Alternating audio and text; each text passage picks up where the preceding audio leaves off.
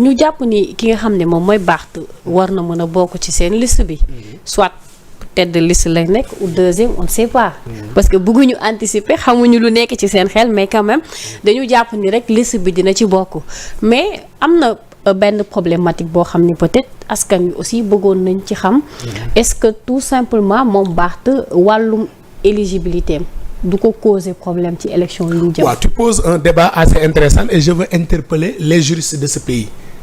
Ils disent que Barthélémy Diaz est éliminé sur la base de la condamnation de Ndiaga Diouf. Qu'en est-il de Ousmane Sonko qui a été condamné dans l'affaire Mame Mbaye Niang? À ce que je sache, cette affaire n'entre pas dans le champ d'action de l'amnistie. L'amnistie concerne l'affaire Adji Sarr.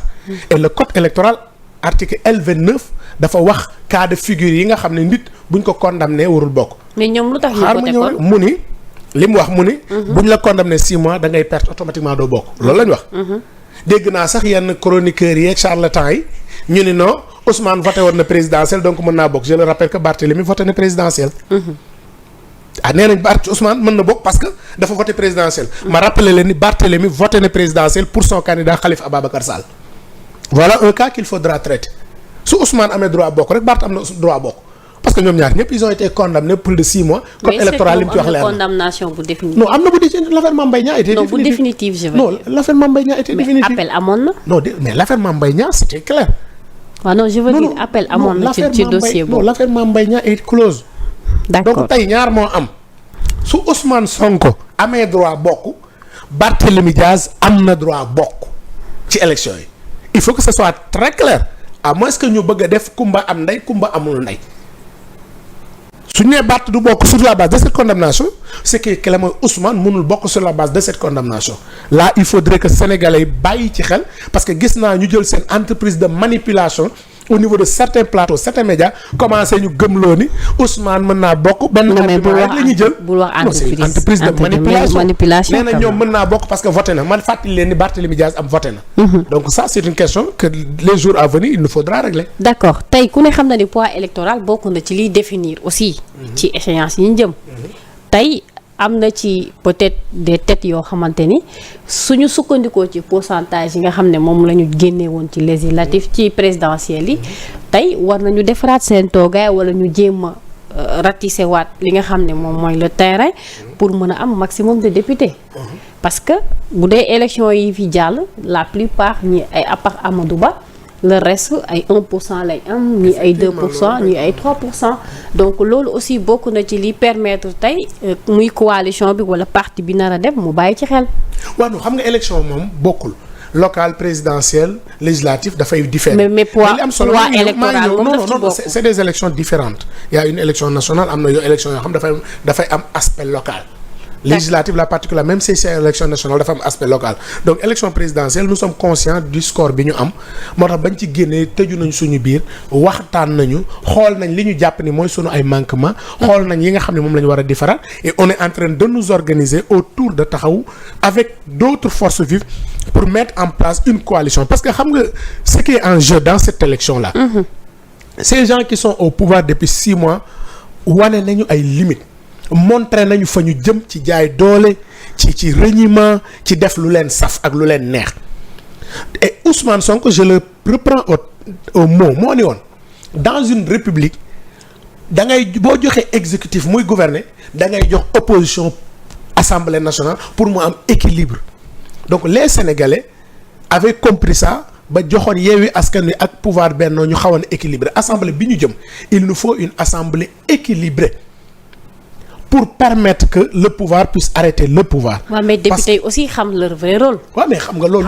xam nga yàgg nañ fi gis député bu toog naan man député nangam laa te Sénégal war nañ dépasser stade boobu. gis nañ ko fépp loolu mais dañu war a dépasser muy pouvoir bi muy opposition bi en fait. je suis d'accord que ni député tu es un député du peuple. Vraiment. Bien que tu es élu sur la base d'une liste politique.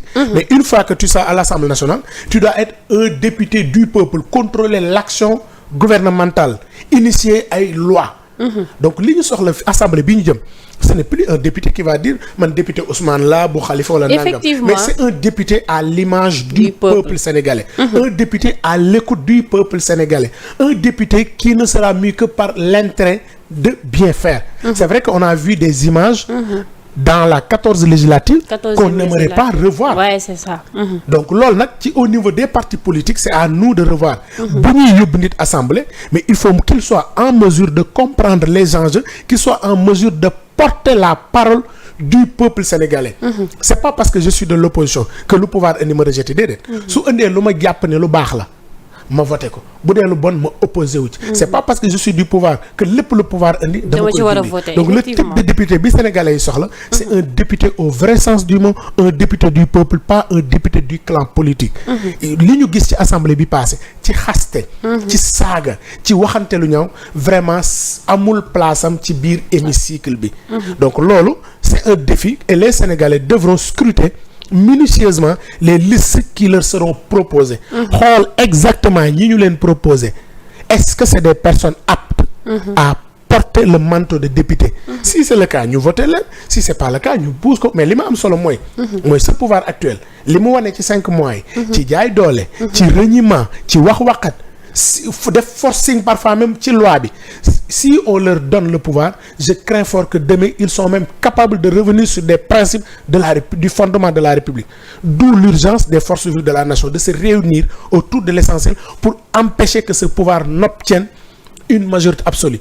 Et aux Sénégalais, je leur rappelle, ceux qui leur disent que il leur faut une majorité pour gouverner seulement, c'est les mêmes personnes qui avaient dit il y a de cela 1 à 2 ans, il faut équilibrer les forces à l'Assemblée nationale.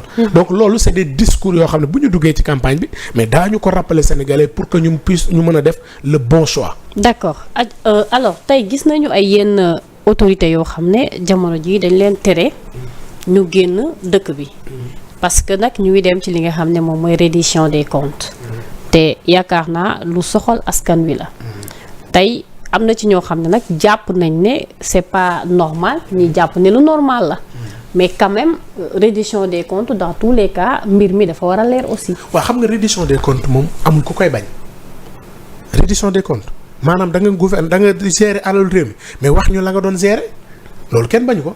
mais dafa am lu nit ñi di ragal xam nga olof dañu ko bukki rey sa maam foo seen lu ñuul daal. Macky Sall dafa faloon waxoon ñu reddition des comptes présenté ñu une liste de 47 finalement on a vu que presque Karim Wade ak quelques personnes lañ ci sonaloon. ñun ñëpp ñu xeexoon ko. tey nag dafa am ay actes yu ñu gis yoo xam ne dalul suñu xel. comme naka parce que tey c'est le premier ministre qui annonce que on va changer des juges indi ay juges du procès. xaw ma procès la ko tuddee ñoom ñu teg leen fi. Deuxièmement c'est le premier ministre mais le procureur de la République xaaral ma terminer c'est le premier ministre qui nous annonce que ay nit d'ici peu dinañ tal leneen lu dul taxaw assemblée. C'est le premier ministre qui nous dit que ay nit d'ici peu yoon dina dal seen kaw. Est-ce que c'est son rôle lui le premier ministre? Nous sommes dans un régime de séparation des pouvoirs. Laissons le procureur en parler. Aujourd'hui les responsables du pouvoir c'est eux-mêmes qui nous annoncent partout que yoon dina jàpp diw. Loolu moo tax suñu xel commencé tey et arrêté nit ñi ñuy tere ñu tukki mais fuñ ko teg Ousmane Sonko bi ñu ko barricadé këram 1 mois tous les démocrates de ce pays avaient dit teguñu ko fenn parce qu'il y a aucune décision de justice bu ko justifier. mais malgré loolu gardé woon nañ ko fa aussi. mais xam nga gardé woon nañ ko. mais on l'avait dénoncé. Effectivement mais la ñu dénoncé woon dem mënuñu ko nangu tey. tey su fekkee dafa am ay nit ñoo xam ne jàpp nañu yor nañ ay éléments yoo xam ni waruñu génn réew mi mais nañ leen ko notifier. ni leen yéen y a une décision juridique y a une décision administrative qui vous empêche de sortir du territoire mais nit xëy gàttu bagage am dem ba aéroport ñu ne ko noonu mënoo génn ci réew mi c'est ça une démocratie c'est ça une république c'est ça une justice li ñu doon bañ démb tey lañ ko gën a bañ.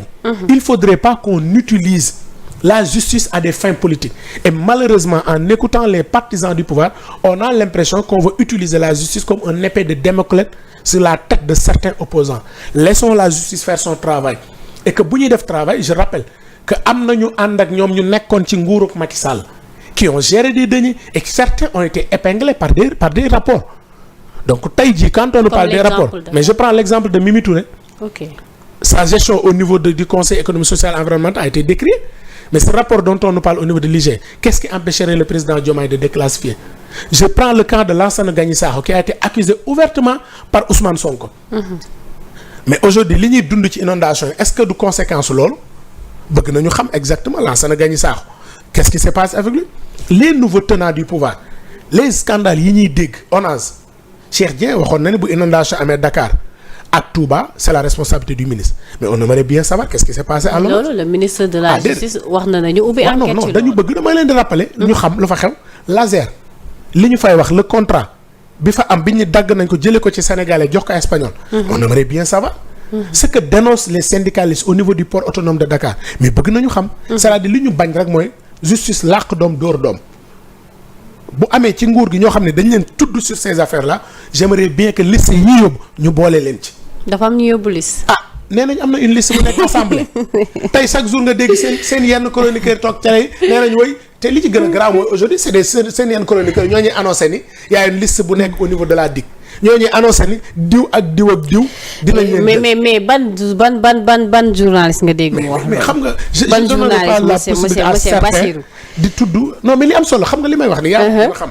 non bu ne man daa rek gën a xam réew mi parce que xam nga réew mi lu ci nekk parce que ñun mënuñoo xam loo xamante ni procureur génnee gu ko wala keneen génnee gu ko. saa boo xëyee jàpp sa télé gis nga fi ay nit ñu xam ne ñu ngi xëy di wax di tudd ay doomi aadama donc ñun li ñu soxla rek mooy. tey la justice c'est une affaire assez sérieuse qui doit faire son travail dans la sérénité mais su fekkee seen ay chroniqueurs ak seen ay charlatans ñoo ñuy wax la justice war a def. su fekkee ni seen ay militants ñooy toog ci plateau yi di ñu wax la justice war a def xel dafay tey donc buñ ñu waxee je sais pas reddition des comptes su ma xel dafay tey ci doxalin yi ma gis. mais jàppoon ni pôle parquet financier bi nga gis. ils sont assez responsables. xam nga que dinañ mën a def liggéey bi correctement. jàppoo loolu non loolu la ñu souhaité.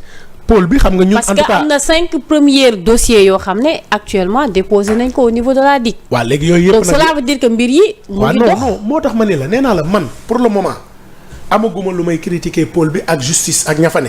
j'attends de voir les actes. Okay. mais les acteurs politiques qui incarnent ce pouvoir tey li ñuy wax ñu koy dégg boobu ba tey di ko jëfe xel dalu ci. pourquoi. xel dalu ci. la justice c'est la justice laissons la justice faire son travail. mais pourtant yéen a àndoon de. waaw mais ñëw mais ànd terewul bu fekkee. gis waaw non mais c'est-à-dire sama problème mooy yéen da ngeen àndoon. xam nga lu tax ma am problème di xeexal ndoog ñoom. waaw mais même pas 6 mois ngeen génn ne non li ñuy def dalu seen xel. waaw non xam nga lu tax. te pourtant ànd ngeen pendant des années. ànd dafa am ay principes yu ñu doon xeex tey bu fekkee lañ doon ànd ma gis bi ñu nekkee au pouvoir il faut tout le contraire j'ai le droit dama ko war a dénoncer parce que lañ ñu waxoon ak li xew tey bokkul. dafa am ay engagement yoo xam nee naa la bi ñu fi barricadé Ousmane Sonko këram ñun ñëpp dañoo jóg tu te souviens les premières personnes yi fa demoon c'était Khalifa presque ak Barthélémy bi ñu ko barricadé këram bi ñu ko fi tegee l'affaire Adji Sarr ñun ñëpp dañu bañoon ni l'instrumentalisation de la justice warul am waaw la nga xam ne dañ ko xeexoon tey c'est pas parce que waa Benno Bokk Yaakaar ñoo nekk ñoom ñoo yoroon nguur gi rek dañ leen war a teglu je suis d'accord que la justice doit se faire il y a eu des exactions dans ce pays il y a eu des détournements dafa war a leer mais je le rappelle que Mimi Touré qui est à leur côté a fait 11 ans avec Macky Sall gérer ay deniers donc moom moo ñuy wax tey jii aujourd'hui nee na nee na xaw ma la traque aux addu calpe daf ci mën a mucc moom la Sénégal ñi saxoo les milliards yi dugg ci LONASE duñ ci wax sans compter les scandales yi nga xam ne commencé nañ ko gis di ko ci yenn régime man li ma bëgg mooy ñoom tey bu ñu def làq doom dóor doom képp koo xam ne laal nga nañu ko leeral mais qu'on n'utilise pas cette affaire comme un épée de Damoclès sur la tête de certains opposants. D'accord alors te ñuy terminer très rapidement par rapport ak li nga xamante ne voilà bëgg ñu tëjee ko parce que aussi am na ci loo xamante ni ñu bëri ñu ngi koy wax que Khalifa Sall actuellement digganteem ak Barthélémy ñu bëri nee nañu njortu nañ ne bokk na ci li gën a perturber passage yu Khalifa Sall mooy ñàkk stabilité bi nga xamante ni am na ko ci diggante élection yi fi jóge ak léegi te tey mun nañu wax ne bii bokk na ci dernière chance am pour mu mun a taxawaat carrément ci politique Sénégal non parce que bi ñu jógee ci élection yi passé résultat yi Khalifa Sall am dafa bett ñu bari effectivement donc tey jàpp nañ ne peut-être fissure bi am na ci conséquence. waaw mais xam nga. parce que ñun ñëpp nangu nañ ne Khalifa Sall c'est un homme d'État. ñun xam nga Khalifa Sall. xam nga loolu ñëpp nangu nañ ko je fais part de ceux qui refusent souvent de revenir sur l'élection parce que ma tey il y a de ces aspects ci élection boo ci duggee certains diront que way da nga soxari résultat jàmm ngay contester mais je te rappelle Khalifa Sall l'injustice dont il a été victime pendant les 2 dernières années surtout la dernière année de l'élection toute une entreprise de manipulation, de calomnie mise en place. On avait mobilisé même des journalistes, mobilisé des chroniqueurs, mobilisé des influenceurs. C'est vrai qu'on n'avait pas des influenceurs, on n'avait pas nos chroniqueurs. Organiser une entreprise de calomnie à son endroit. Donc il y a beaucoup d'aspects qui ont concouru à ce résultat que nous avons. Mais en bon croyant, nous l'avons accepté. Nous nous sommes repliés sur nous-mêmes. Nous avons échangé entre nous. Mais les choix qui devaient être faits, on l'a fait. Et on les a assumés. Et l'histoire nous a donné raison. Ceux qui ont utilisé le qualificatif de traite quand on est parti répondre au dialogue. Mais ce sont ces mêmes personnes qui nous ont dit que nous avons contacté le fils du président de la République. Nous avons échangé avec le président de la République.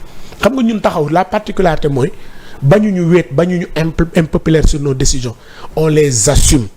Nous avons le courage d'assumer nos décisions.